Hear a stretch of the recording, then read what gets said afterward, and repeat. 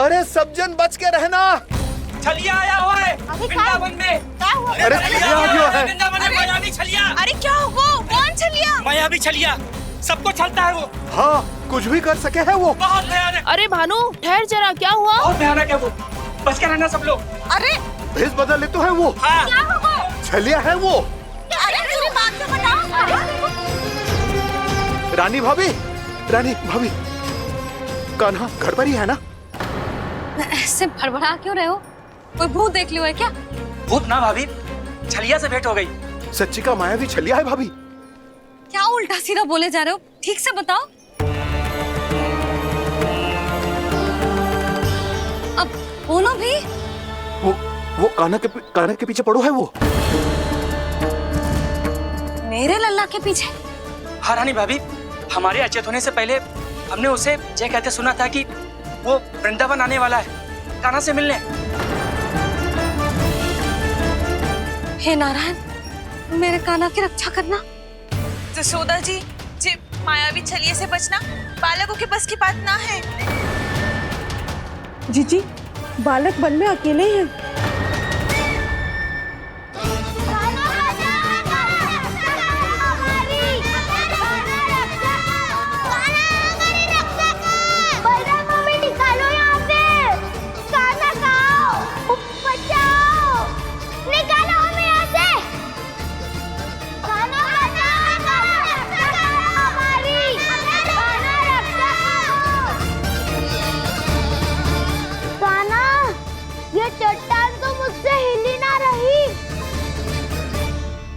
यदि मैं माया का स्वामी हूँ तो आप भी बल के स्वामी हो।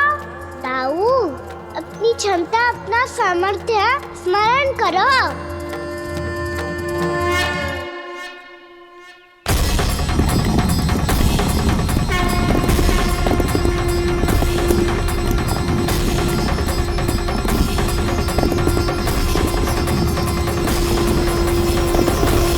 इससे पहले कि वो कंदरा का द्वार खोल के तुम्हारे सखाओं को बाहर निकाले, मैं तुम्हारे प्राण ले लूंगा कृष्ण।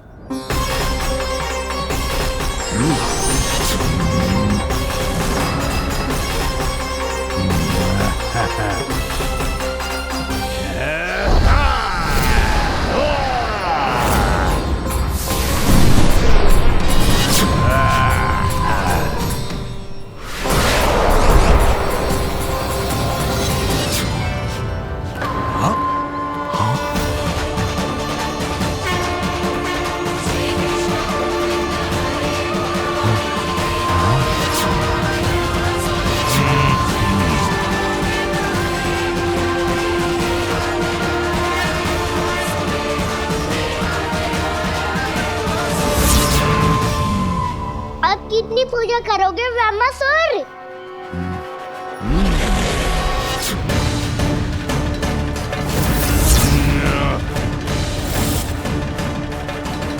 प्रभु तो खेल खिला रहे हैं इससे, और ये खेले जा रहा है विवश होकर, उनकी माया से बाध्य होकर।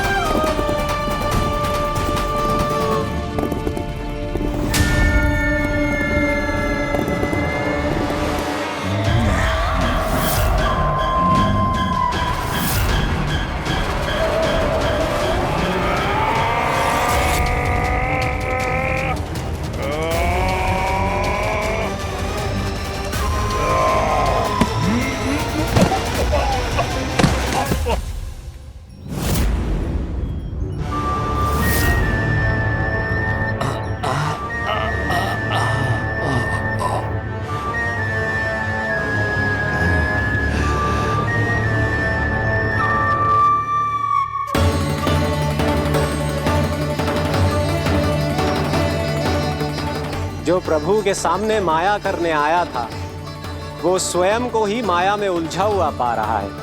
नारायण नारायण। लो, अब तो तुमने दंडवत प्रणाम भी कर लिया। माया भी, कथा भी, उपहार भी दे दी। चाहते क्या हो वामासुर? मेरी शरण में आना है क्या?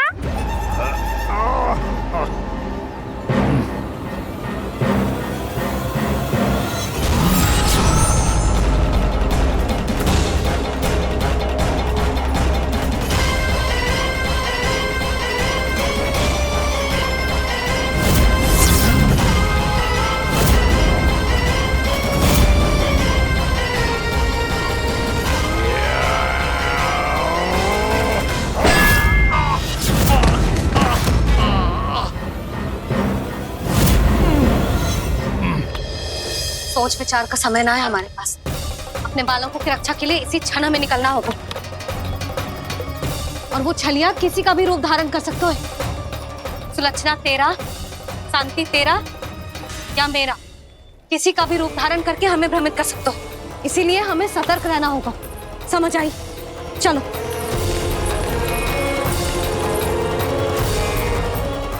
अभी भी समय है वामासुर, समझ जाओ।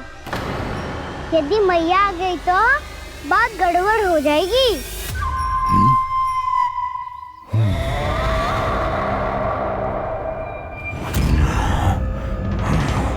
मुझसे झूठ का कोई लाभ नहीं होगा। वामासुर, स्मरण करो तुम कौन हो? मायासुर का पुत्र हूँ मैं, अपने स्वामी महाराज कंस का सेवक हूँ, और तुम्हारा हूँ मैं काल।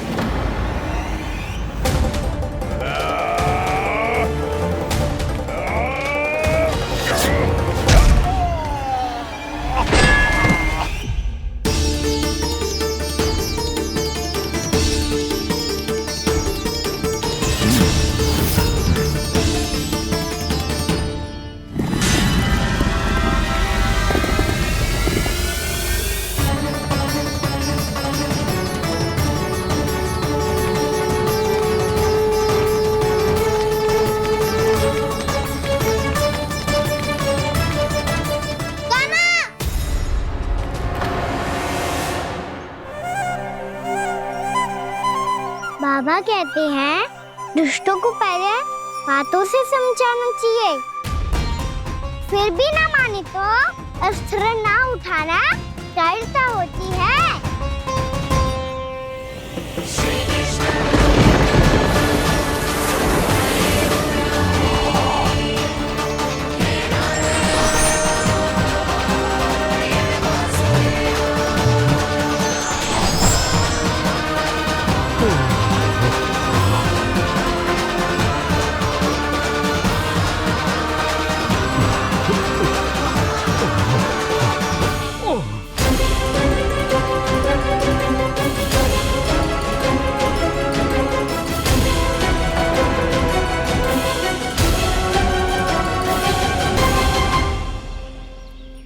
पता था मुझे, अपने बाबा के स्वरूप को हानि नहीं पहुंचाओगे। सही कही तुमने। पिता की छवि ही पिता के समान भी आनंदीय होती है। वामासुर, वामासुर। ये मैं अपने वास्तविक रूप में कैसे आ गया?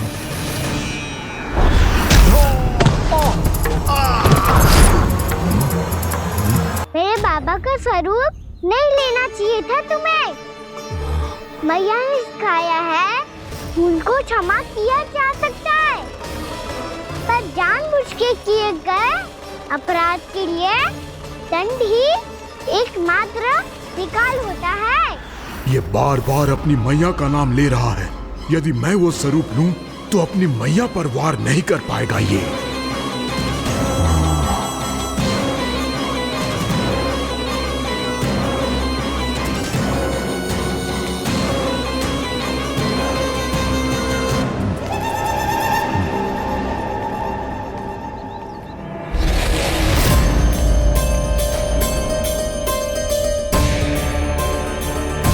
लल्ला, मैं तेरी मैया हूँ, अपनी मैया को मारेगा? बच गया। समझाया था, पर तुमने एक बार फिर से मूर्खता कर ही दी। इस पर तुमने पहले से भी बड़ी और पहले से भी भयंकर भूल किया व्यामासुर।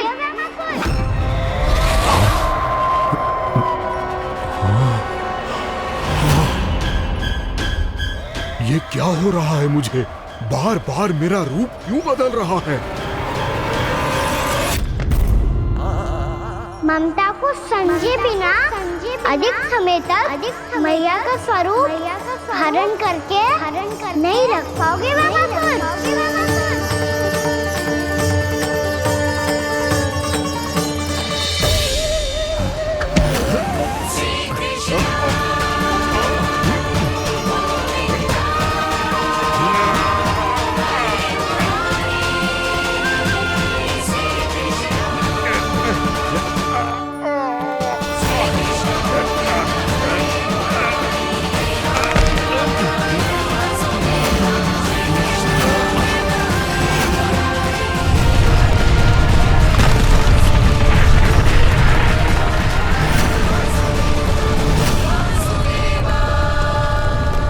प्रभु के क्रोध से धरती भी कांपने लगी है।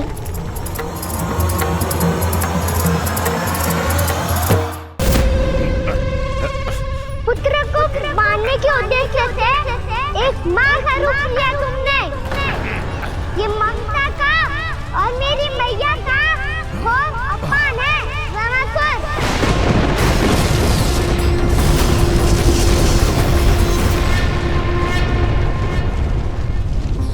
इससे पहले इस असुर के कारण निर्दोष प्राणियों का कोई अहित हो, मुझे कुछ करना होगा।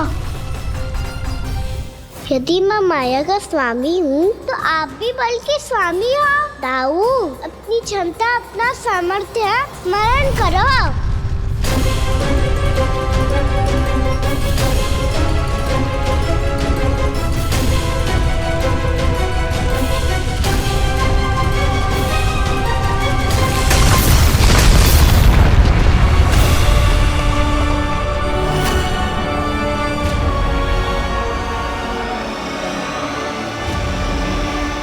अद्भुत बलदाऊ, अद्भुत। अपने बल का उचित प्रयोग करके आपने प्राणियों को हानि होने से बचा लिया और ये भी सिद्ध कर दिया कि इस युग में आपसे अधिक बलवान और कोई नहीं होगा। आज से आप बलदेव के नाम से भी जाने जाएंगे। आज से आप बलदेव के नाम से भी जाने जाएंगे। आपके चरणों का ये चिन्ह युगों युगों तक आपके बल की कथा कहता रहेगा। बलराम का चरण चिन्ह।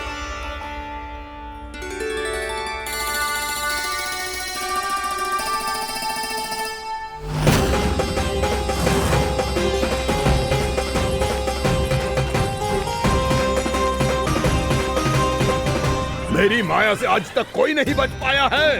एक बार मुझे छोड़कर देखो, फिर पता चलेगा कि मैं हूँ कौन। पहले ये तो देख लो कि मैं कौन हूँ।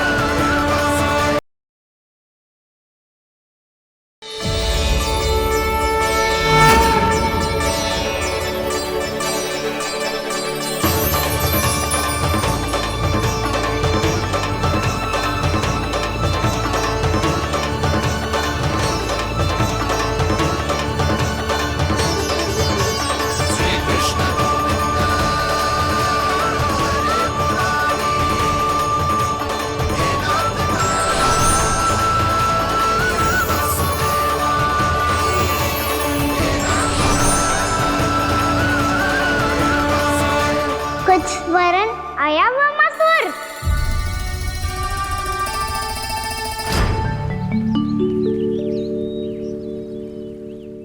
बहुत समय पहले की बात है।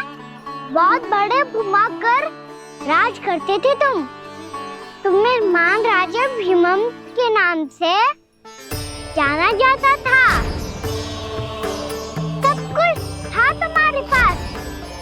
शांति नहीं थी, इसीलिए शांति की खोज में अपना संपूर्ण राज अपने पुत्रों को सौंप कर मलय पर्वत की ओर चलती है।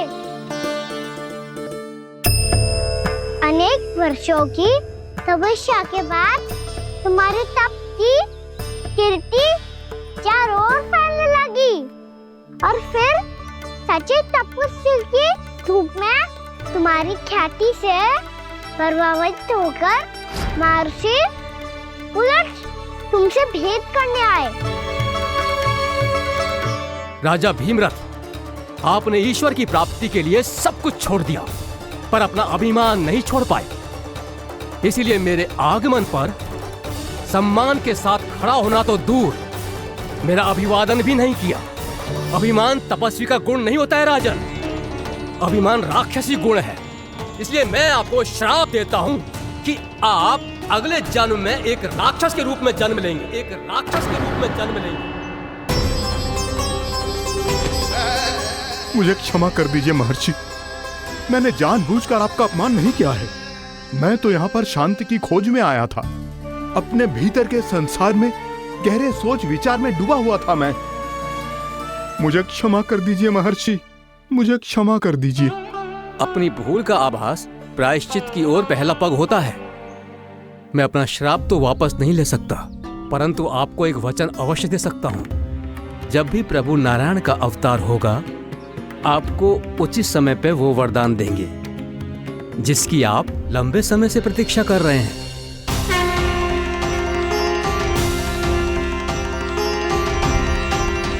प्रभु, आपने मेरी आंखें खोल दी। अब मुझे पता चल गया है कि आप कौन हैं और मैं कौन हूँ। इसलिए आप मुझ पर कृपा करके अपने चरणों में स्थान दे दीजिए। मुझे वो शांति प्रदान कीजिए जिसकी खोज में मैं वर्षों से भटक रहा हूँ। शांति तो मोक्ष में ही है, इसीलिए मैं तुम्हें मोक्ष का वरदान देता हूँ।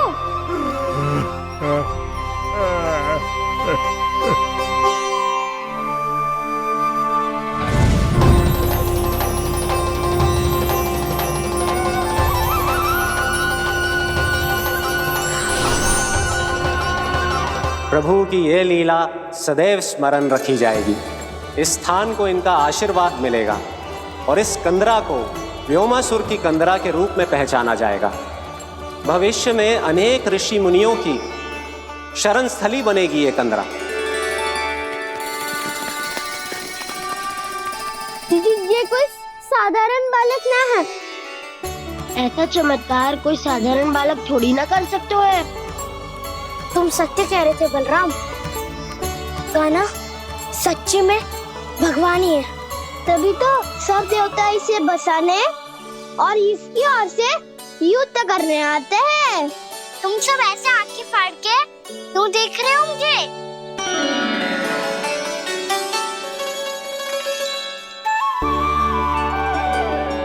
बलराम, तुम बलवान हो और कान्हा भगवान है।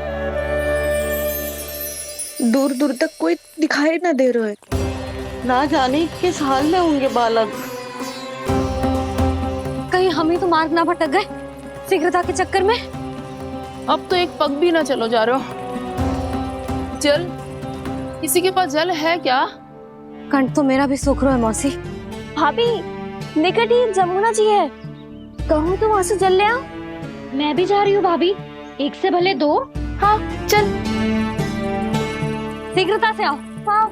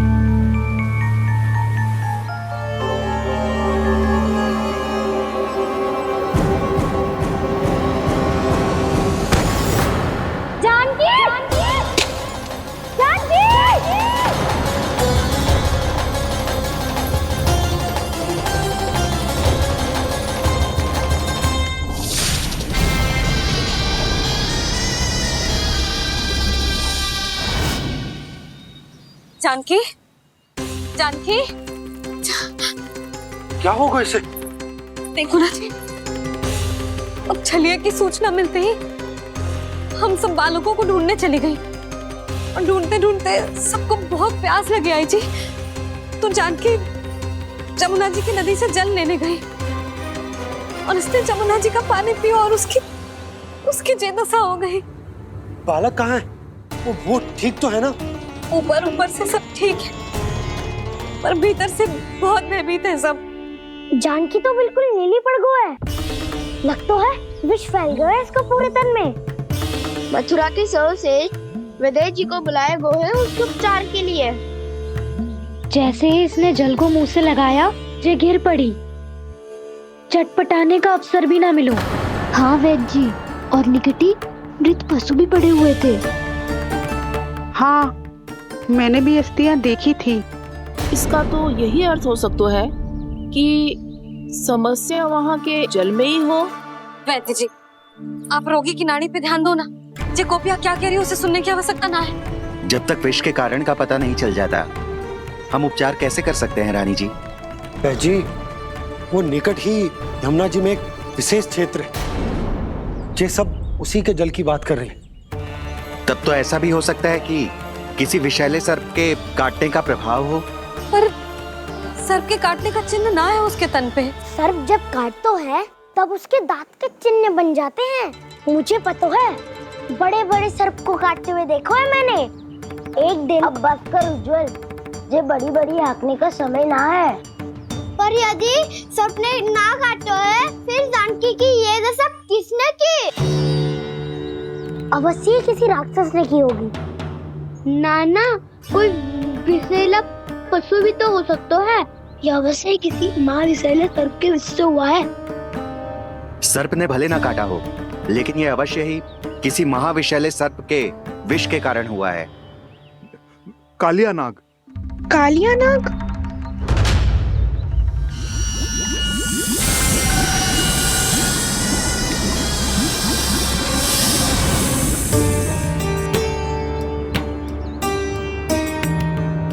संकेतों से तो ऐसा लगता है कि जानकी ने कालिया नाग के क्षेत्र के विशाल जल पी लियो है।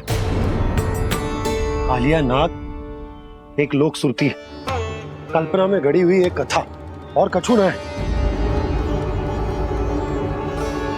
हमें जाके पता लगाना पड़ेगा। पर हमें वहां जाने से मना किया है ना बड़ों ने। उज्जवल सही कह रहे हो है। इस समय जानकी के स्वार्थ से अधिक महत्वपूर्ण और कछु ना है। जानकी हमारे लिए ही जलाने गई थी जी। ना मैं उसे जाने देती ना जैसा वो तो। वैद्य जी, आप शीघ्र कछु करो, कैसे भी कछु भी करो, पर इसके प्राण बचा लो। यशोदा, धैर्य रखो, श्री नारायण पर विश्वास रखो, वो सब ठीक करते हैं।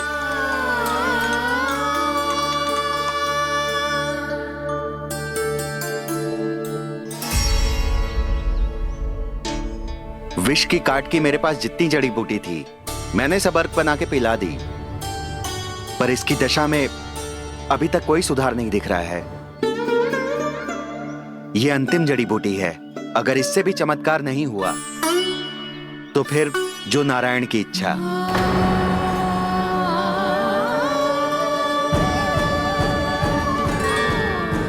पर कोई तो उपाय होगा जानकी को बचाने का। कान्हा, यदि तुझे किसी औषधि के बारे में पता है, हमें बता दे, हम जाके ले आएंगे।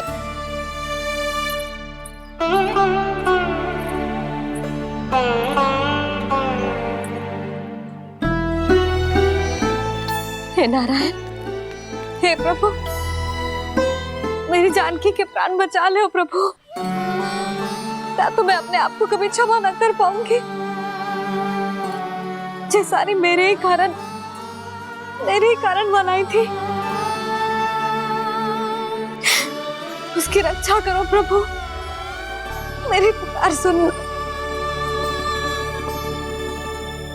कान्हा, तूने हमें बकासुर से बचाया था ना?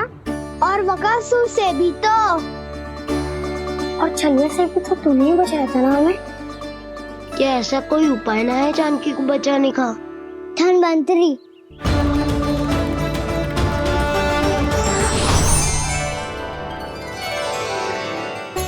मैं आ गया हूँ प्रभु, चिंता मत कीजिए, आपके आदेश का पालन अवश्य होगा। यशोदा मैया,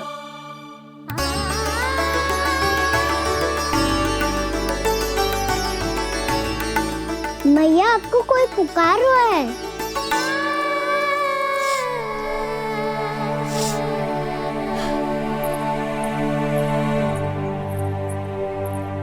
चिंता मत करो मैया, अब धनवंतरी जी आ गए हैं, वो सब संभाल लेंगे। धनवंतरी जी कौन है? जिन्होंने संसार का आयुर्वेद दिया, आरोग्य के देवता, वे श्री नारायण के अवतार।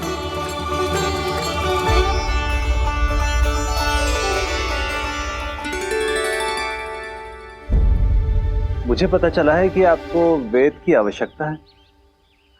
हाँ हाँ, भीतर आइए। आइए आइए बैठे जी। जी रहे। मथुरा का सर्वश्रेष्ठ वैद्य अर्थात मैं यहाँ आ चुका हूँ और रोगी को जितनी औषधि की आवश्यकता थी सब दे चुका हूँ। निश्चित रूप से आपने विष की काट के लिए बहुत ही उत्तम अर्क तैयार किया है, इसीलिए किसी और वैद्य की आवश्यकता नहीं है। किंतु आप अकेले कितना कुछ करेंगे वैद्यराज, मुझे अपना सहायक ही बना लीजिए। पर जो करना था मैं पहले ही कर चुका हूँ। हाँ, वो तो आप कर चुके हैं, बस रोगी के तन से विष निकालना शेष है ना वैद्यराज? हाँ हाँ, बस वही शेष है। इनके रक्त को विष रहित करने में मैं आपकी सहायता करूंगा। पहले ये संजीवनी मानी जाने वाली इन लाल फूलों की बूटी को भी घिसना है ना?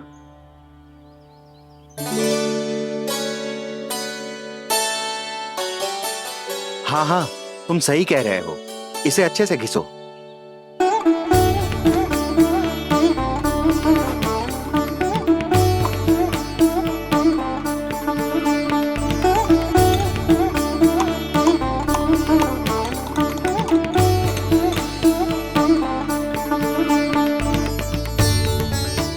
और ये नीले फूलों को भी तो मिलाना है ना?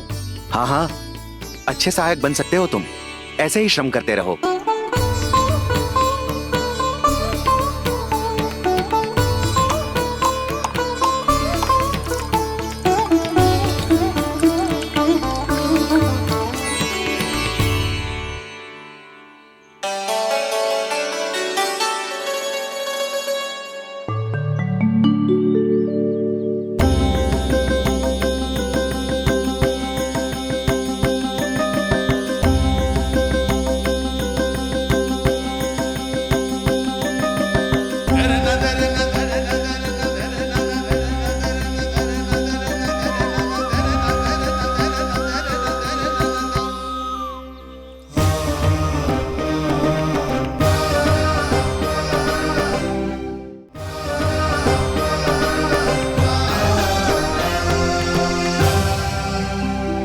जानकी स्वस्थ हो जाएगी ना धनवंतरी जी? धनवंतरी? प्रभु, अब मैं क्या करूं? आपने तो स्वयं ही मेरी पहचान उजागर कर दी। जी क्या करो कान्हा? आप सब ऐसे क्यों देख रहे हो? मैया कहती है ना, सभी वैद्य धनवंतरी जी का ही रूप होते हैं। वाह कृष्णा, चतुर तो हो तुम। वैसे वास्तविक धनवंतरी मैं हूँ, मेरा अर्थ है वास्तविक वैद्य मैं हूँ। ये तो मेरा सहायक है, मुझे पूरा विश्वास है बिल्कुल ठीक हो जाएगी। वैसे ही थोड़े ना मुझे मथुरा का सर्वश्रेष्ठ वैद्य कहते हैं लोग।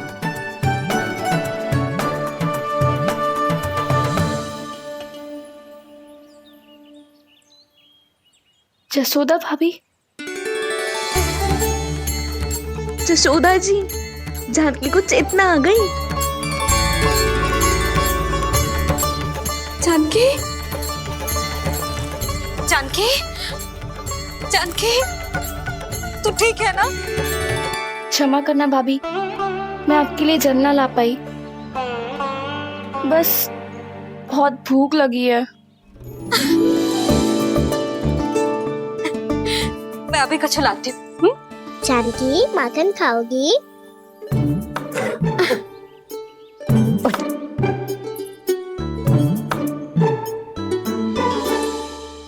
आजा, तू ही खिला दे लल्ला।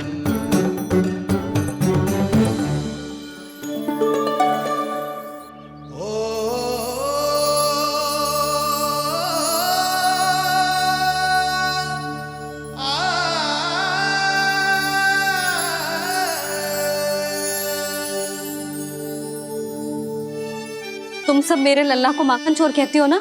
आज देखो, अपना ही माखन जानकी को खिला रहे है।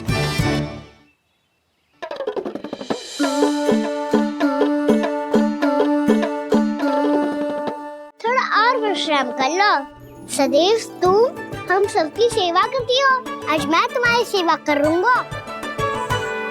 जानकी की जिद दशा तब हुई जब जय यशोदा काकी की सेवा कर रही थी, और अब देखो स्वयं भगवान ही इसकी सेवा कर रहे हैं। जानते हो इससे क्या सिद्ध होता है? जो भी यशोदा मैया की पूजा करेगा, अर्थात अपने माता पिता की सेवा करेगा, उनके साथ सम्मान से व्यवहार करेगा, ईश्वर स्वयं उसका ध्यान रखेंगे। कभी धन्वंतरी के रूप में तो कभी स्वयं कान्हा के रूप में। भक्त और भगवान का देखो कैसा ये अनुराग, स्वयं करे सेवा प्रभु, अद्भुत गोपी का भाग्य। प्रभु इन सब पृथ्वीवासियों से कितना घुल मिल गए हैं। ना तो ये प्रभु को भगवान मानते हैं और ना ही प्रभु अपने आप को इनसे सर्वश्रेष्ठ समझते हैं। अपने आचरण से ये सिद्ध कर रहे हैं कि ये सभी में हैं और सभी इनका ही अंश है।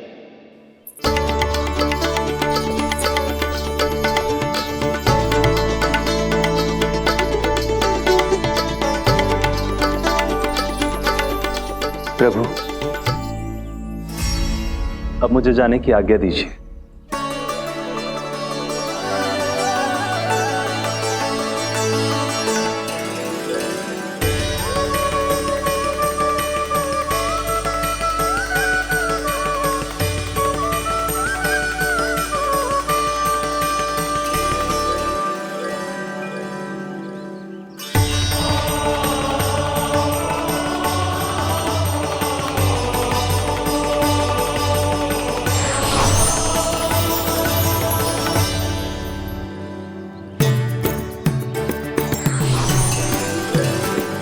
कान्हा ने तो सच्ची में धन्वंतरी जी को बुला लिया था।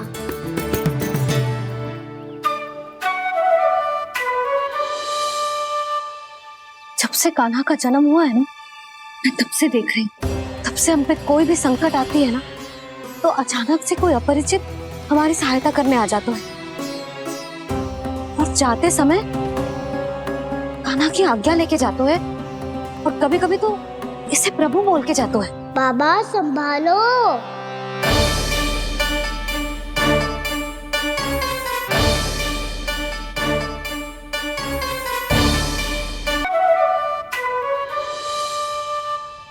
जब से कान्हा का जन्म हुआ है ना, मैं तब से देख रही हूँ, तब से हम पे कोई भी संकट आती है ना, तो अचानक से कोई अपरिचित हमारी सहायता करने आ जाते हैं, और जाते समय कान्हा की आज्ञा लेके जाते हैं, और कभी कभी तो इसे प्रभु बोल के जाते हैं। बाबा संभालो। यशोदा, इस जानकी को चढ़ो है और विचित्र विचार तुम्हारे मन में है। अरे सब जानते हैं कि हमारा परिवार राजसी, तुम्हें पता ना चलते होगा, पर हमारे कान्हा को सब राजकुमार ही समझते हैं देखकर। इसीलिए उसे सम्मान देने के लिए सब ऐसा ही करते हैं, और कोई बात ना है।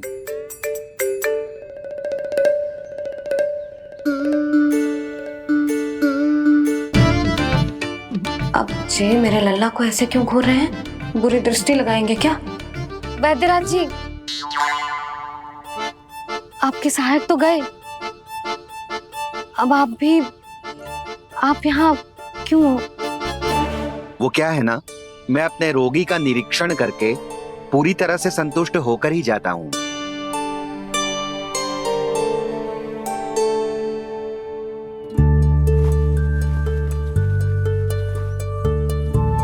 हाँ, संकेत तो अच्छे हैं, कल सुबह तक बिल्कुल ठीक हो जाएगी। धन्यवाद वैद्य जी।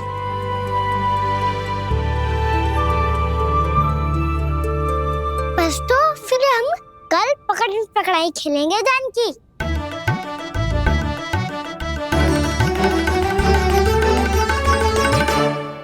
भानु, बंसी, जाकर उस क्षेत्र के चारों ओर बाड़ बनवा दो और वहां सूचना पट्ट भी लगा देना, ताकि जानकी के साथ जो हुआ है वो किसी और के साथ ना हो।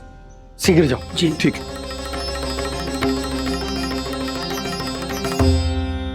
बाड़ और सूचना पट लगवाने से समस्या का समाधान नहीं होगा बाबा।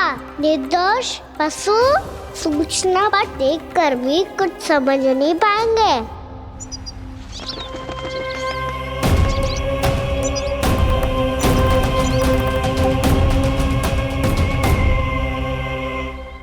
तो तुम्हारे कहने का अर्थ यह है कि व्योमासुर मारा जा चुका है और वो बालक अब भी जीवित है। हाँ महाराज, मैंने गोप बालकों को कहते सुना था कि कृष्ण ने छलिया को मोक्ष दे दिया है, पर वृंदावन सुरक्षित नहीं है महाराज। वो एक बहुत बड़ी समस्या से जूझ रहे हैं। कैसी समस्या? गांव के निकट क्षेत्र में किसी विषैले सर्प का निवास है। उसके विष का प्रभाव इतना भयानक है महाराज, जैसे विष ना हो, स्वयं हलाहल हो। मेरी कोई भी औषधि रोगी का उपचार नहीं कर पा रही थी। निकट के क्षेत्र में कहां है वो सर्प? गोप मानते हैं कि वो सर्प गांव के निकट यमुना नदी के जल में रहता है। मुझे तो लगता है महाराज, ये कालिया नाग की कथा कोई किंवदंती या लोक श्रुति नहीं, एक सच्चाई है, एक विषैली सच्चाई।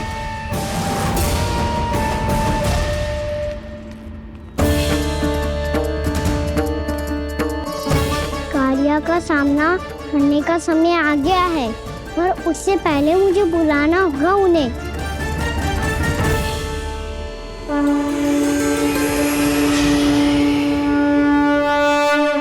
संसार के दारुण भय का नाश करने वाले, सभी कष्टों का हरण करने वाले, विश्व का समस्त ऐश्वर्य प्रदान करने वाले, कमल जैसे लोचन, मुख और चरणों वाले आजानुभुज श्री राम को मैं बार बार नमस्कार करता हूँ।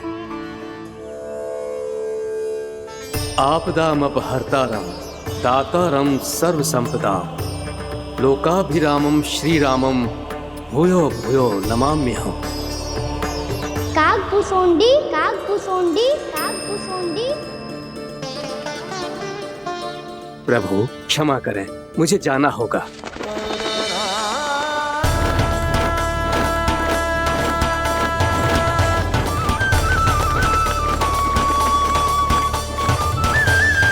प्रणाम प्रभु।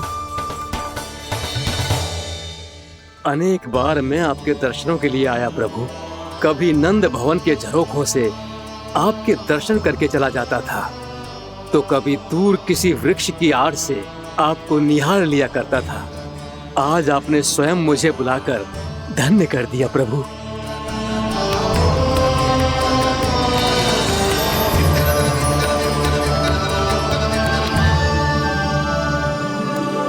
मैंने आपको यहाँ एक विशेष कारण से बुलाया है।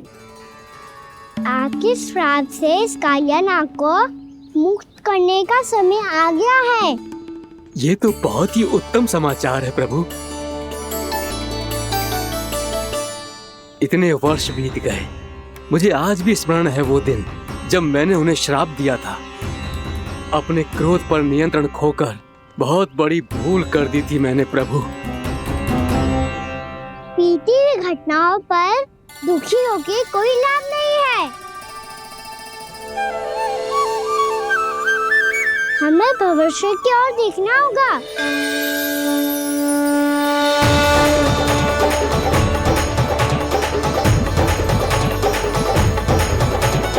आदेश कीजिए प्रभु, क्या आज्ञा है आपकी? जब मैं कालिया नाग का सामना करने जाऊं, तो आप यहीं रहेगा। आपको अपने आप पता चल जाएगा कि कब क्या करना है। और हाँ, लौटते जाते समय नारद मुनि से कहिएगा, वो आकर मुझसे भेंट करे। अवश्य प्रभु, प्रणाम। क्या इसने सच्ची में देवर्षि नारद को बुलाया है?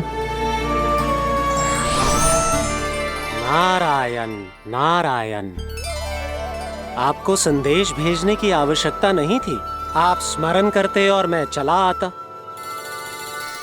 तुम्हारा कल्याण हो नारद।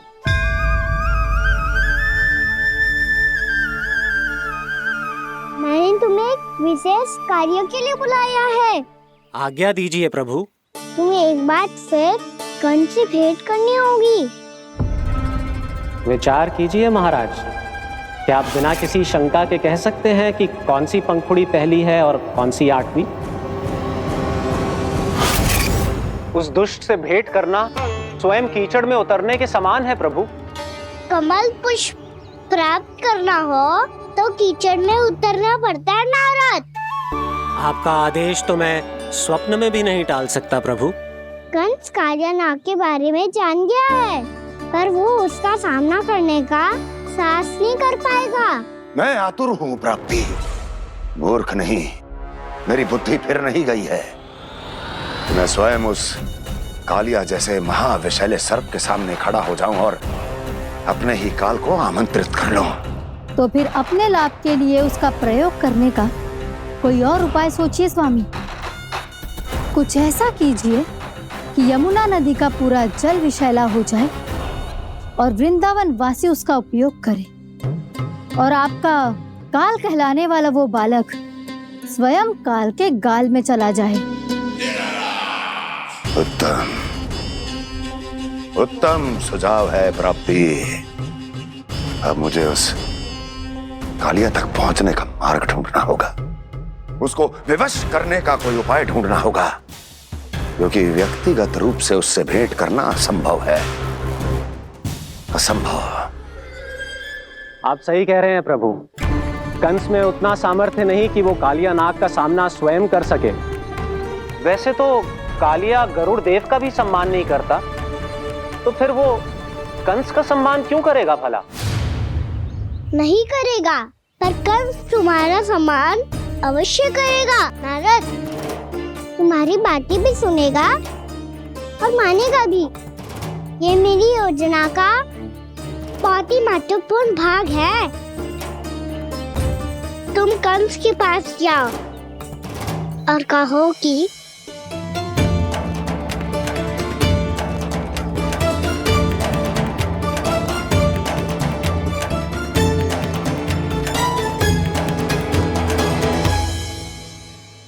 संतान अपने माता पिता को तीर्थ का सौभाग्य दिलाती, पर मेरा लल्ला कितना महान कि उसने हमारे घर को ही तीर्थ बना दिया।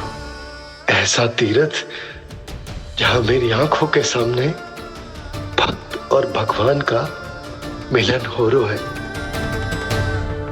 जो आज्ञा प्रभु।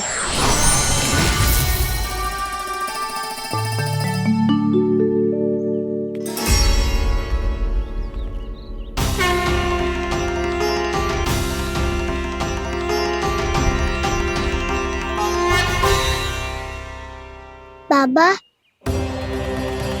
कान्हा, ये सब क्या चल रहा है?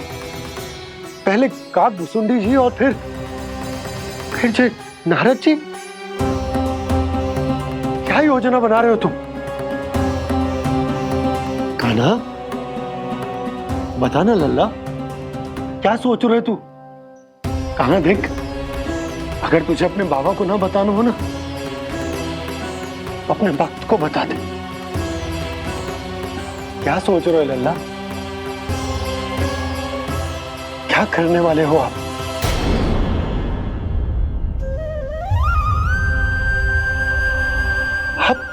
आप इतने दुखी क्यों हो? कान्हा, कान्हा, क्या होगा?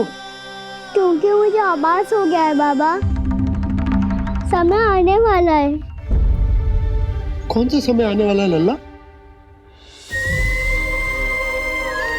शीघ्र ही सब कुछ बदलने वाला है।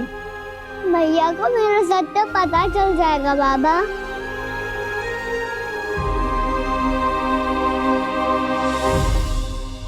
पर लल्ला, इसका काक भुसुंडी और कालिया नाग से क्या संबंध है? ऐसा क्या हुआ था और क्या होने वाला है?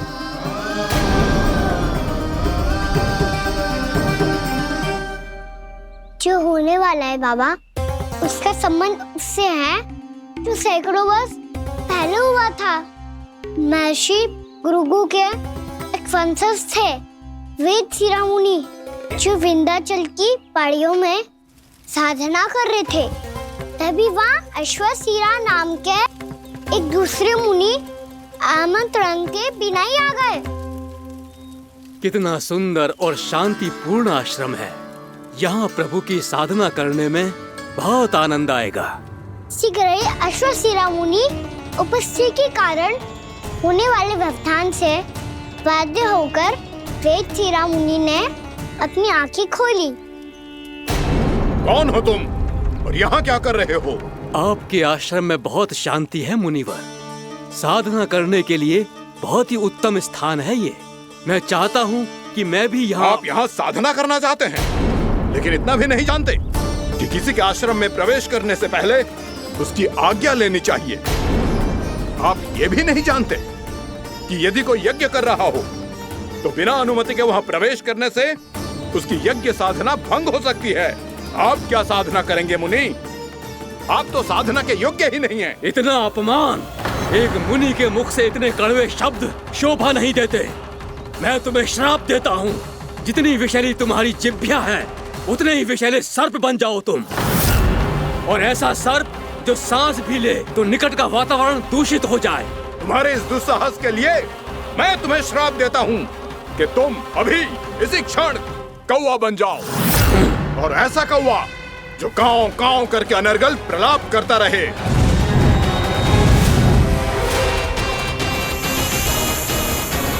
ये मैंने क्या किया? ये मैंने क्या किया? क्रोध के कारण दोनों ने एक दूसरे को श्राप दे दिया। पर दोनों ही मेरे भक्त थे, और भगवान होकर मैं अपने भक्तों को इतनी कठिनाई में कैसे देख सकता था। इसीलिए जिस संकट में उन दोनों ने अपने आप को फंसा लिया था, उसका समाधान करने में मैं उनके पास गया।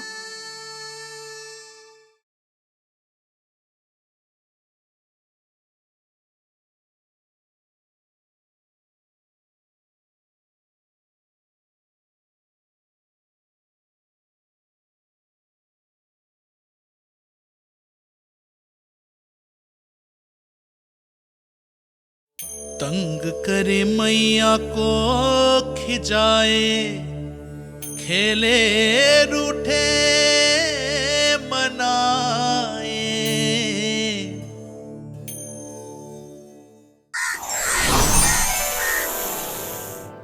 देखिए ना प्रभु, ये क्या हो गया हमसे? हमारी रक्षा कीजिए प्रभु, मार्ग दिखाइए हमें। क्रोध पर नियंत्रण ना होने के कारण आप दोनों ने एक दूसरे को बहुत ही भीषण संकट में डाल दिया है। अब दोनों ही तपस्वी, तप के बल से दिए गए आपके श्राप को लौटाना भी संभव नहीं है। प्रभु कोई तो उपाय होगा, हम आपके शरण में हैं प्रभु। अपराध तो हमसे हुआ है प्रभु, पर अब आपसे ही आशा है। कुछ ऐसा कीजिए भक्त वत्सल जिससे हम दोनों के श्राप का प्रभाव कुछ कम हो जाए। आप दोनों ही मेरे भक्त हैं, इसलिए आपकी पीड़ा का निवारण करने का एक उपाय है मेरे पास। वेद शिरामुनि, जब आप कालिया नाग बनेंगे तो आपको मेरे चरणों को अपने शीश पर धारण करने का सौभाग्य मिलेगा। और अश्र शिरामुनि, आप काग योनि होने के बाद भी आप श्रेष्ठतम ज्ञान और सर्वाधिक यौगिक सिद्धियों के स्वामी होंगे और प्रवचन दिया करेंगे। इसके बाद अश्वशिरा मुनि काक भुसुंडी बन गए, जिन्होंने आगे चलकर सेम गरुड़ देव को रामायण सुनाई। और मुनि वेदशिरा महर्षि कश्यप और देवी कत्रियों के पुत्र कालिया नाग बनकर जल में। और अब वही कालिया नाग जमराज में, जिनके कारण जानकी के प्राण लगभग चले ही गए थे। अब कालिया नाग को उचित स्थान पर भेजने का समय आ गया है बाबा। और ये तो अच्छी बात है कान, वेदशिरा मुनि को दिया हुआ तुम्हारा वचन भी पूरा हो जाएगा, जमुना जी की शुद्धि भी हो जाएगी। इस सब के बाद भी तुम दुखी क्यों हो? क्योंकि इसके बाद मैया के सामने मेरा रहस्य खुल जाएगा बाबा। उन्हें पता चल जाएगा कि उनका बालक कोई साधारण बालक ना है। भविष्य में जो होने वाला है उसे सबके सामने घटने से रोकना मेरे लिए भी संभव ना होगा। मैया को सब पता चल जाएगा। क्या पता चल जाएगा रे मुझे?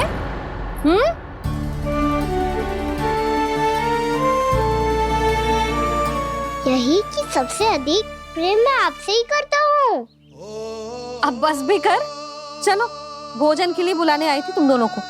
भूखा थोड़े ना रहने दूंगी अपने लल्ला को, मेरा लल्ला दुर्बल हो जाएगा ना। आप खिलाओगे तो ही खाऊंगा। हाँ ठीक है, मैं ही खिलाऊंगी। अब चल, आओ जी चल।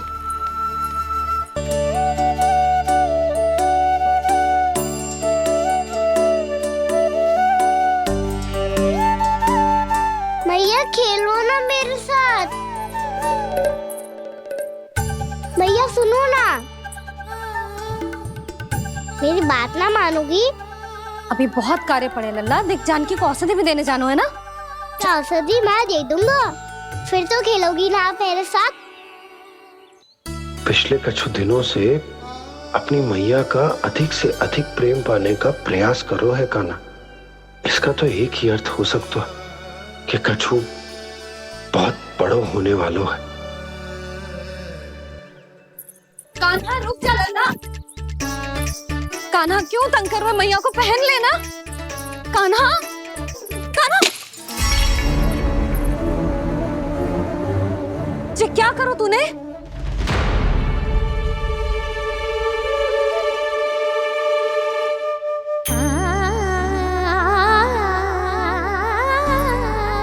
अच्छा ठीक है, अब मुंह लटकाने की आवश्यकता ना है। ये ले।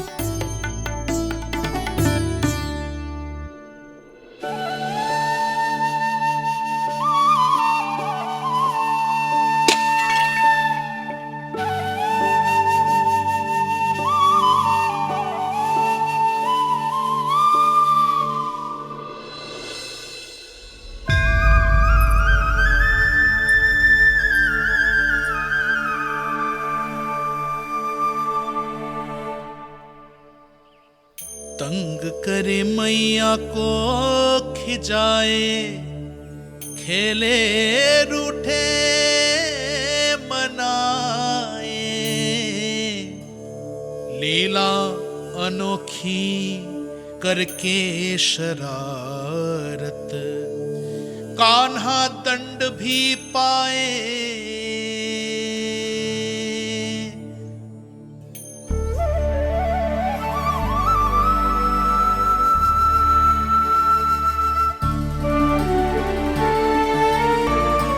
रूठना मनाना, खेलना खिलाना, पहले शरारत करके क्रोध दिलाना और फिर क्षमा मांग लेना, ये सब जानबूझकर कर रहे है कान्हा। जैसे जीवन भर के लिए अपनी मैया की ममता को अपने हृदय में समेट कर रखना चाहते हो।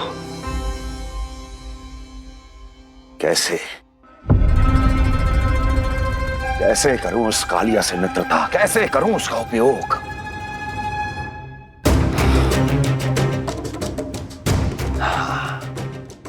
उस पर आक्रमण कर देता हूं और उसे किसी ना किसी तरह से यह विश्वास दिला देता हूं कि यह आक्रमण उस विष्णु अवतार ने किया है।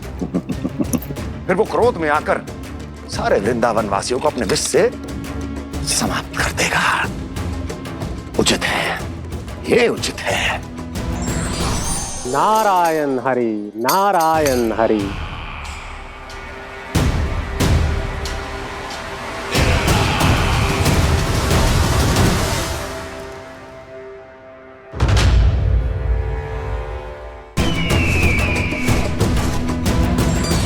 नारायण हरि, नारायण हरि।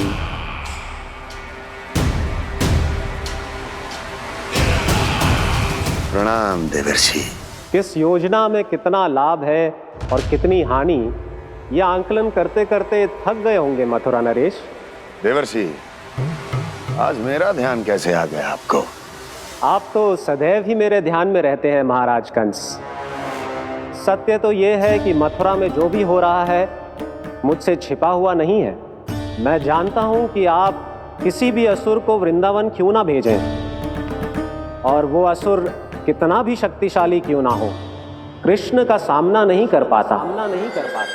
या तो पराजय स्वीकार करके आपके पास लौट आता है, या तो फिर वीर गति को प्राप्त हो जाता है।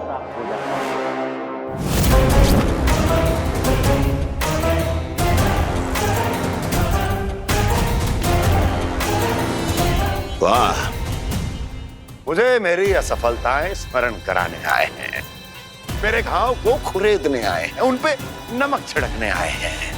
मित्र को शत्रु समझने की भूल मत कीजिए महाराज कंस। मैं तो आपकी सहायता करने आया हूं। हाँ, और मेरी सहायता। कृष्ण विष्णु अवतार है, आप विष्णु के भक्त हैं। मैं हूं विष्णु द्रोही, फिर भी तो आपके आराध्य को हानि पहुंचाना चाहता है, उसकी सहायता करना चाहते हैं आप। क्या आप निश्चित रूप से कह सकते हैं कि आप ब्रह्मांड के सभी नियमों को अच्छी तरह समझते हैं? अवश्य। आपके लिए बस इतना ही जानना पर्याप्त होगा कि मैं जो कुछ भी कर रहा हूं उसके लिए मेरे व्यक्तिगत कारण हैं। मैं तो बस आपके हित में पिछली बार की तरह एक सुझाव लेके आया था, पर यदि आप मेरा सुझाव सुनना भी नहीं चाहते तो आपकी इच्छा। नारायण हरि, नारायण हरि। कारण चाहे जो हो, इनके पिछले सुझाव के कारण ही आज मेरे शत्रुओं की संख्या कम है। अन्यथा मैं देवकी के अन्य पुत्रों को भी जीवित छोड़ देता, और आज वो सब अपने भाई के साथ मिलकर उसकी शक्ति को अनेक गुणा बढ़ा देते। ठहरिए देवऋषि।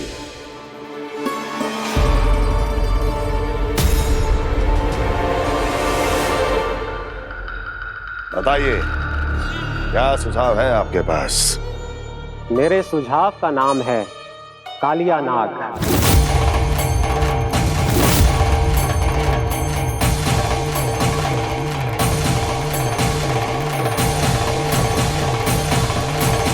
उसके विषय में मैं जानता हूं देवर्षि। तो समस्या यह है कि मैं स्वयं उससे मिलने नहीं जा सकता, उससे भेंट नहीं कर सकता। उस कृष्ण की हत्या के लिए उसको वृंदावन जाने के लिए तैयार नहीं कर सकता। तो मत जाइए उसके सामने, और ना उसे भेजिए कृष्ण के सामने। हर बार आप किसी न किसी असुर को अपने शत्रु के क्षेत्र में भेजते हैं, जहां शत्रु उसका सामना करने के लिए पूरी तरह से तैयार होता है और आपका असुर मारा जाता है। इस बार शत्रु को युद्ध स्थल चुनने का अवसर मत दीजिए महाराज। इस बार योजना का जाल ऐसे बुनिए कि कृष्ण स्वयं उसके पास जाने के लिए विवश हो जाए। कालिया नाग स्वयं काल है, मृत्यु का दूसरा नाम है। उसके विष का उपयोग अपने लाभ के लिए कीजिए महाराज। वैसे कालिया के विष की अधिकता का अनुमान तो होगा ही आपको।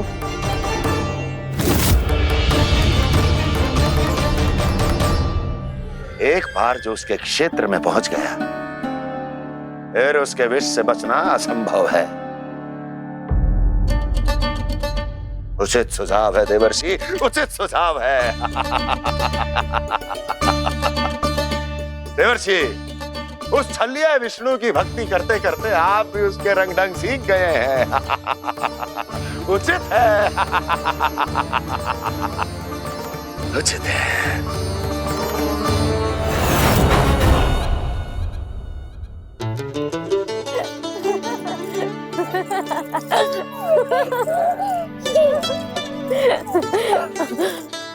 बस बस, बहुत आनंद ले लियो लल्ला। बस अब दूध पी ले। ठहर ठहर, गर्म है। जी ले ले।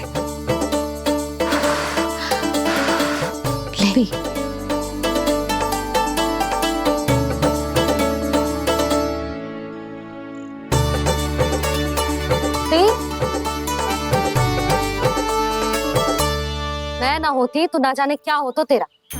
अपने आप दूध भी ना पी सकते है, भावना कहीं का। आपकी इस प्रेम के लिए तो मैं धरती पे आया हूँ मैया। मैं भी यही सोच रहा हूँ यशोदा, कि तुम ना होती तो मेरा क्या होता। इसी बात पे थोड़ा दूध और कजू खाने को दे दो। अरे मैं तो भूल ही गई।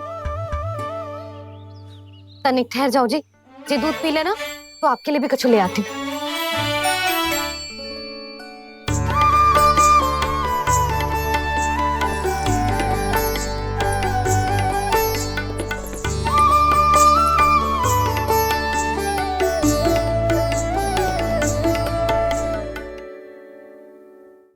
प्रणाम महाराज। आपकी आज्ञा के अनुसार बिल्कुल वैसा ही पत्र तैयार किया है जैसा आप चाहते थे।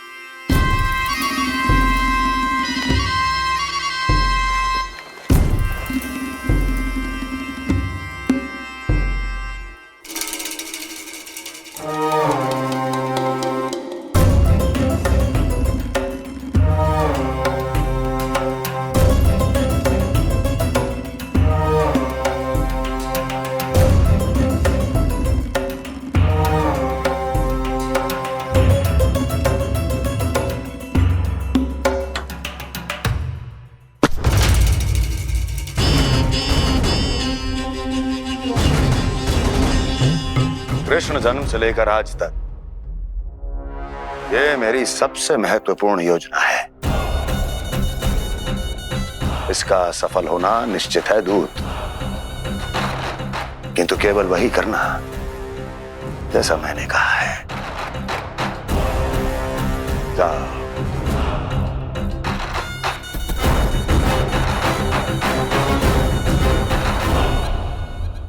कान्हा,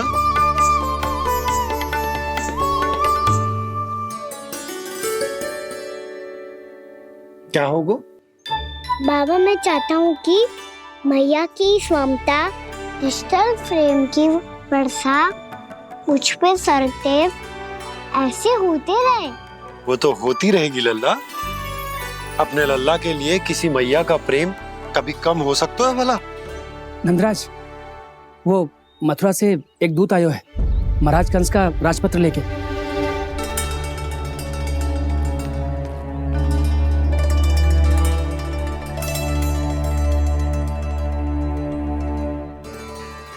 कान्हा, अब क्या करने वाला है? तेरे बाबा कहाँ गए? हाँ? कंस मामा का खेल आरंभ हो गया है, पर मैया वो सब सुनेगी तो व्यर्थी चिंतित हो जाएगी। बस थोड़ा बाहर गया मैया, कछु खाइए से। बाहर इस समय? मैया क्या होगा? मैया देखो ना, पीठ पे कुछ हो रहा है। मेरा हाथ ना पकड़ो, आप करो ना। यहाँ? क्षमा करना मैया, पर अभी बाबा को ही संभालने दो ये सब। कहिए, क्या संदेश लाए हैं आप? नहीं नंदराज, नहीं। महाराज कंस का आदेश है कि ये संदेश सभी गांव वालों के साथ ही पढ़ा जाए। ठीक है, मैं गांव वालों के सामने पढ़ दूंगा, पर मुझे तो दीजिए पढ़ने के लिए। महाराज की आज्ञा का पालन करना आपके लिए भी आवश्यक है नंदराज। सभी गांव वासियों की सभा बुलाइए। बंसी, सभी गांव वालों की सभा बुलाओ। राजपत्र में ऐसा क्या संदेश भेजो है कंस ने?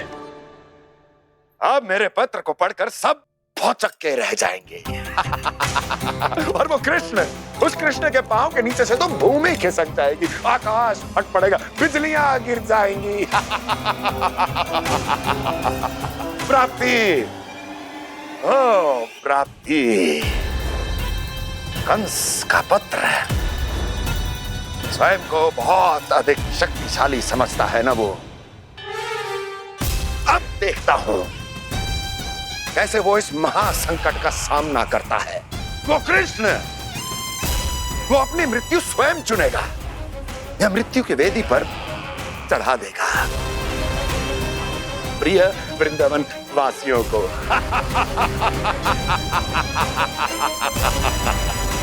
अब आएगा आनंद प्राप्ति, अब आएगा आनंद।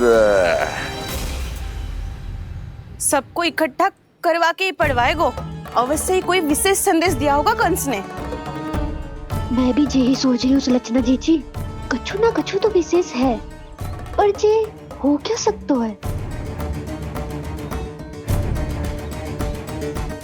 हाँ, बात तो सही है। ऐसा क्या हो सकता है? सभी गांव वासियों के सामने पढ़ा जाए, कछु तो विशेष अवश्य लग रहा है। बाहर तक कोलाहल क्यों हो रहा है? मैया, मैया, अब क्या होगा? मैया देखो ना, सर पे कछु हो रहा है। लल्ला, नारायण ने तुझे हाथ दिए हैं ना? पीठ की बात अन्य थी। अपने सिर की सेवा स्वयं कर। सर पे तो हाथ पहुंच रहा है ना?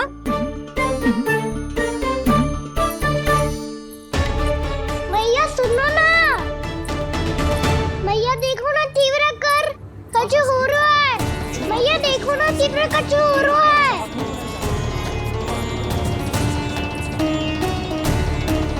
सब लोग आ चुके हैं, अपना संदेश सुनाइए आप। गोपराज नंद और सभी वृंदावन वासियों को सूचित किया जाता है कि मथुरा अधिपति और आप सभी के महाराज कंस ने कल सुबह भव्य पूजा का आयोजन किया है। इसके लिए राज्य को वृंदावन के क्षेत्र के निकट यमुना नदी के मध्य में खिलने वाले 1 कोटि कमल के पुष्पों की आवश्यकता है। इसीलिए आप सभी को यह आदेश दिया जाता है कि ये सभी कमल के पुष्प प्रथम पहर से पहले राजसभा में पहुंचा दिए जाए। इतने सारे वो भी प्रथम पहर से पहले कैसे हो सकते हैं? यदि आप ऐसा करने में असफल रहे तो इसे राज आज्ञा का उल्लंघन माना जाएगा और राजद्रोह के आरोप में आप सभी को कड़े से कड़ा दंड दिया जाएगा। स्मरण रहे, यदि कल की पूजा में इन 1 कोटि कमल के पुष्पों का ना पहुंचने के कारण कोई व्यवधान आया तो समस्त वृंदावन वासियों को दोषी माना जाएगा और पूरे गांव को निवासियों सहित धूल में मिला दिया जाएगा। कल प्रथम पहर तक का ही समय है आप सबके पास।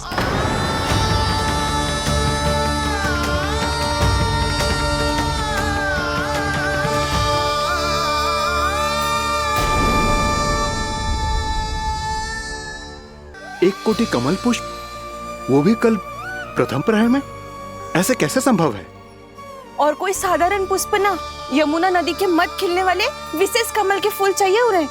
लेकिन यमुना नदी में तो कालिया नाग ने विष घोल के रखा है, तो फिर कैसे हो पाएगा? यह संभव है। हमारी मृत्यु का संदेश भेजा राजा कंस ने। सदैव की भांति इस समस्या पर भी गांव के बड़े ही विचार करेंगे। बालकों का यहाँ होना उचित ना है।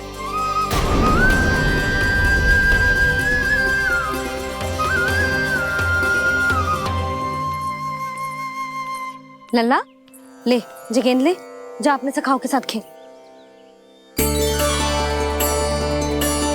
सुबल उज्जवल मधुमंगल वसंता। देखो मैया ने क्या दिया है। चलो खेले, बहुत आनंद आएगा आज।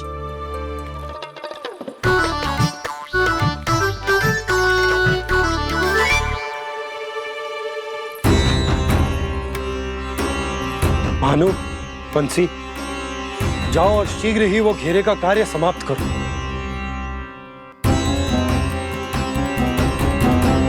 पर कछु ना कछु तो करना पड़ेगा ना। पर हम कर ही क्या सकते हैं? पुष्प लाने को और कोई उपाय है भी तो ना। मैं चला जाऊंगा जमुना जी में। वैसे भी मेरे जीवन के कितने दिन शेष बचे हैं। गांव के लिए, समाज के लिए कुछ करके मरूं, तभी तो शांति मिलेगी। ना काका, यदि आप उस विषैले जल में छलांग लगा भी दोगे, किंतु 1 कोटि कमल पुष्प एकत्रित कर पाना आपके लिए संभव ना है। इससे अच्छा है कि मैं चला जाऊं। यदि मैं मर भी गया तो मेरे पीछे रोने वाला कोई ना है। किसी को कहीं जाने की आवश्यकता ना है। गोप नरेश होने के नाते ये मेरा कर्तव्य है कि मैं आप सबकी रक्षा करूं। नंदराज, आपको जाना है तो जाओ। हरिया, काका, भैया सब चले जाओ। लेकिन आपको पता है वहाँ का जल कितना विषैला है। आप लोग एक क्षण भी जीवित नहीं रह पाओगे। फिर कैसे इकट्ठा करेंगे 1 कोटि कमल पुष्प? आप बात तो सही कह रही हैं शांति। उस दुष्ट कंस ने ऐसी मांग रख के हम सबको फंसा दिया।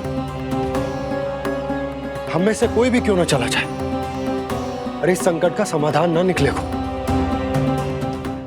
कान्हा, बताना कौन सा खेल खेलें? गेंद पकड़ खेलते हैं। पर एक बात सुन लो सब, कोई भी तीव्र गति से ना फेंकेगा गेंद को।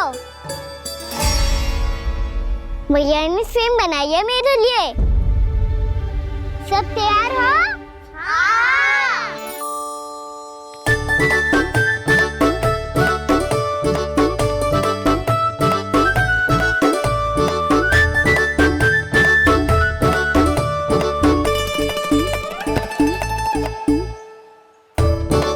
मुझे दो, मुझे दो।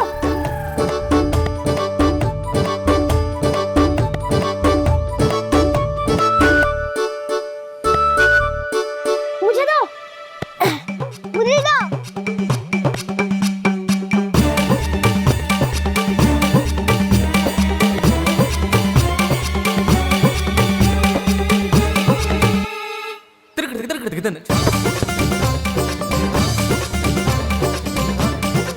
कान्हा, इतनी धीरे से फेंकेगो तो कैसे आनंद आएगो?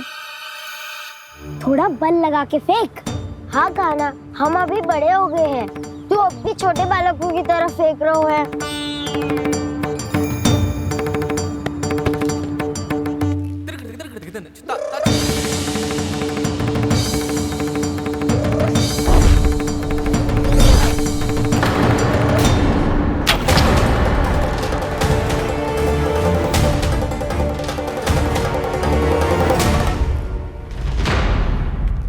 दीदी जी क्या करो कान्हा? गेंद तो डूब गई।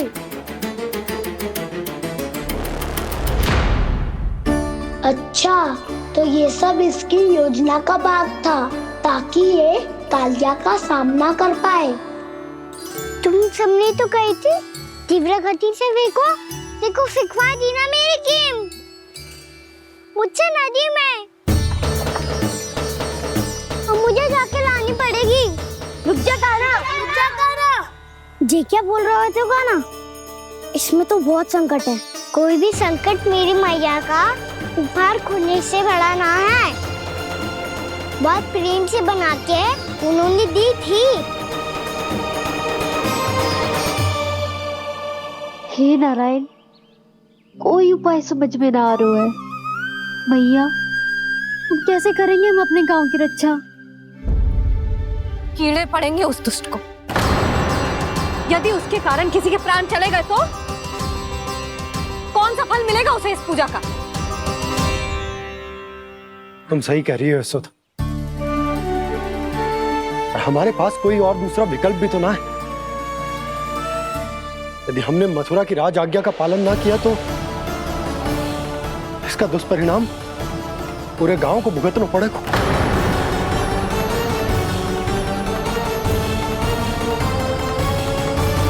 कान्हा, पता है कि तू भगवान है, दिव्य है, बहुत शक्ति है तुझ में। पर फिर भी हम तुझे विषैले जल में ना जाने दे सकते। कुछ होगा तो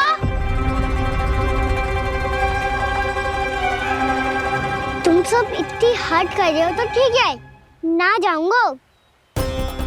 गेट कहाँ गिरी है, कितनी दूर गई है, ये तो देख लूं, ताकि उसे बाहर निकालने का कोई उपाय ढूंढ पाऊं।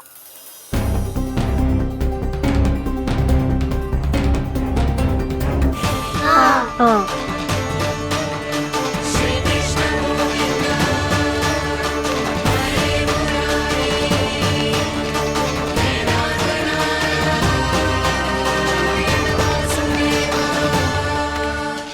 कान्हा की ये लीला तो समझ ही नहीं आ रही।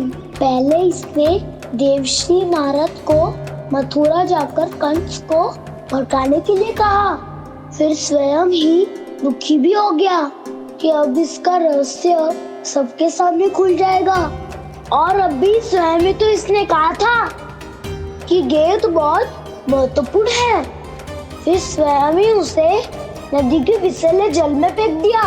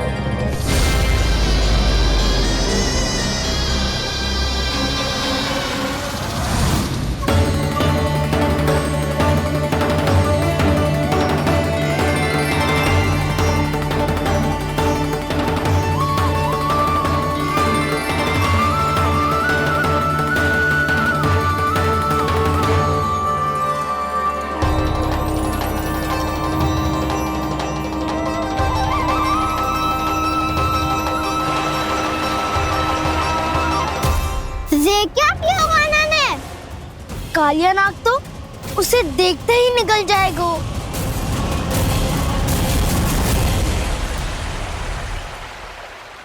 तो आरंभ से अब तक सब कुछ उसकी लीला का ही भाग था।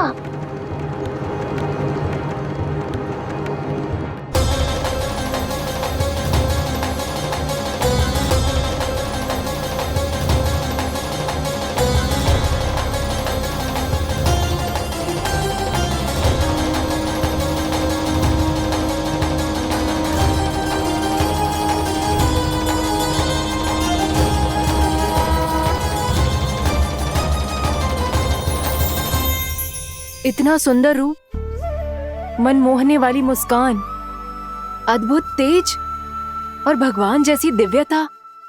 कौन हो तुम? हाँ, तुम्हें देखकर तो हम सब सम्मोहित ही हो गए।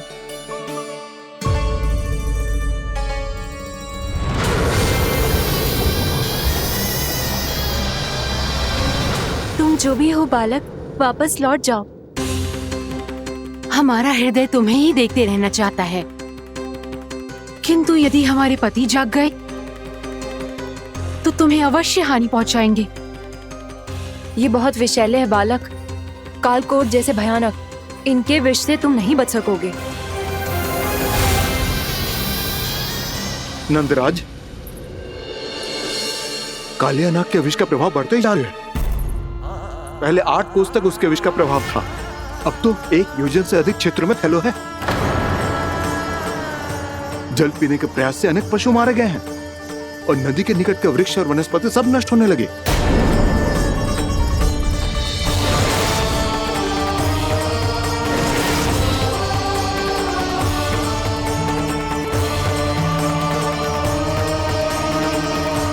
इनके विष की तीव्रता इतनी अधिक है बालक कि इनके संपर्क में आने वाले को तड़पने का भी अवसर नहीं मिलता। इनके विष की अग्नि क्षण भर से भी कम समय में प्राणवायु को जलाकर राख कर देती है।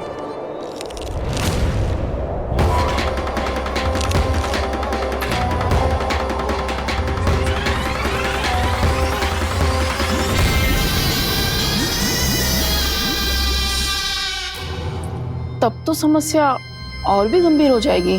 मैंने तो सुनो है कि कालियानाग कम से कम 2 योजन लंबा है, सैकड़ों फन है उसके।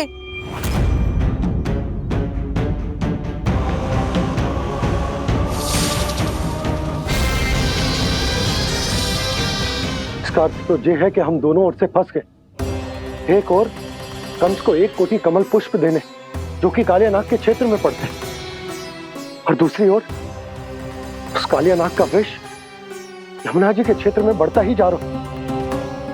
इसके कारण हम ही नहीं, निर्दोष पशु पक्षी भी संकट में। इन दोनों समस्याओं का एक ही समाधान है, उस कालियानाग का सामना करना। और ये ना समझ आ रहा कि हम ये करेंगे कैसे।